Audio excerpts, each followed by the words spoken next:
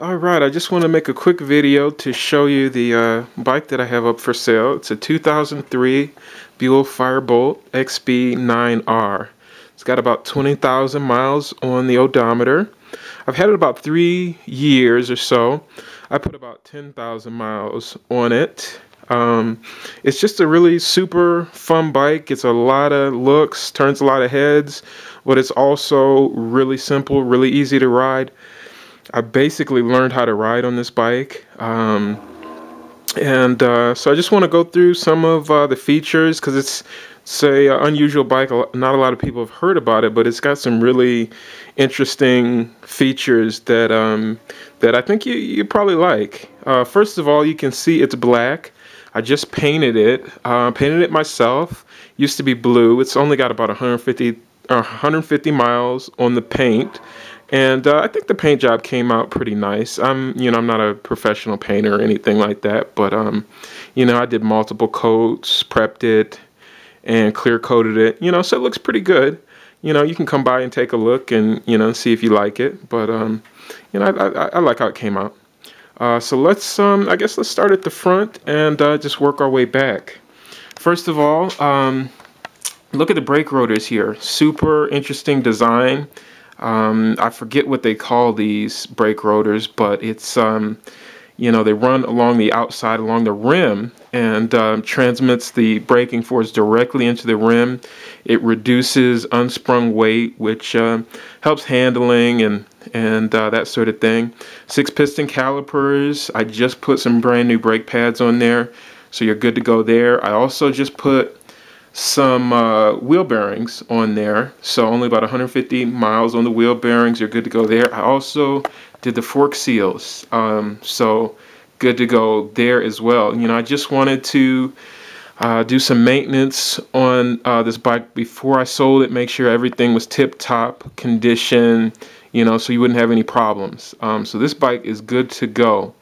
Let's keep working our way back and I'll show you some more of the features. There's the motor there. It's a 984cc V-twin, so just under 1,000 cc's.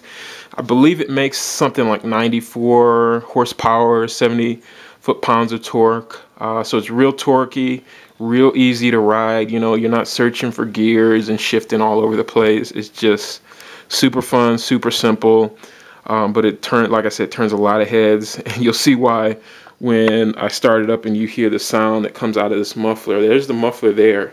It's just mounted along the underside of the bike.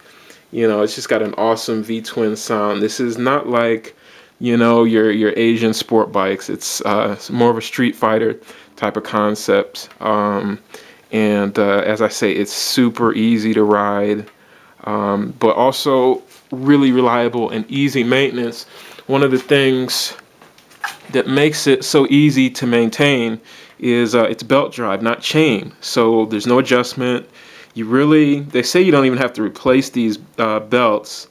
So there's really, nothing you have to do, and it's a super smooth, simple, easy, reliable concept. So that's that. Let's move around this side. Okay, there's the rear brake there. I just replaced the pads. So you're good to go there.